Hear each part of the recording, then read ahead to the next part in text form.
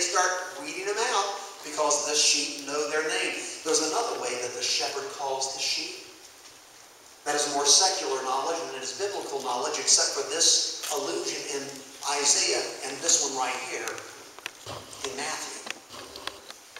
The shepherd would take a reed that would usually grow in the water where he would bring the sheep to drink. He leadeth me beside still water, and he would take a reed and he would cut fingerings in the reed. And then each sheep, you would find this interesting, Brother Jared, each sheep would know their note. And he would call with a certain, fluctuation, with a certain loudness or a certain softness or highness or maybe a lower sound. And he would call his sheep by the flute.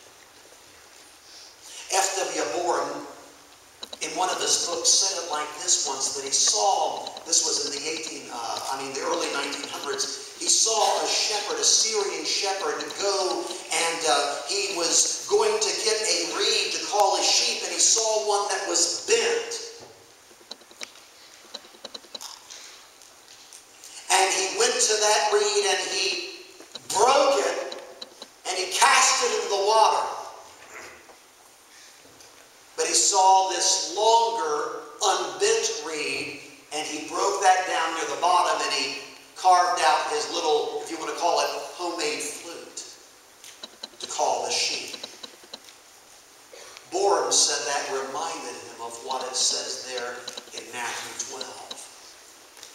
If I may ramify a little bit further, what it is saying is, when the Lord is ready to find an instrument and make an instrument that he can use, he doesn't only go to the long, unbroken reeds to make his instruments to call his sheep, but he goes to all the reeds, and the one that is bent, he does not break. He carefully takes it to break. And he cuts the fingerings in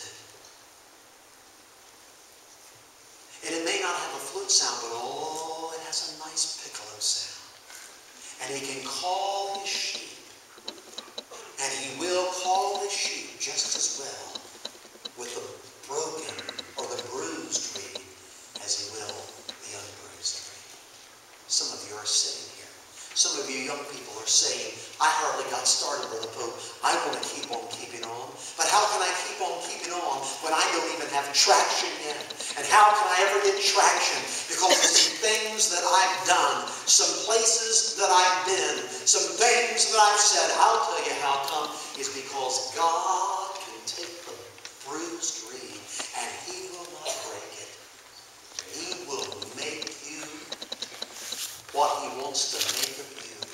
As he said there in Jeremiah, he saw the vessel that was marred in the hand of the potter, so he made it again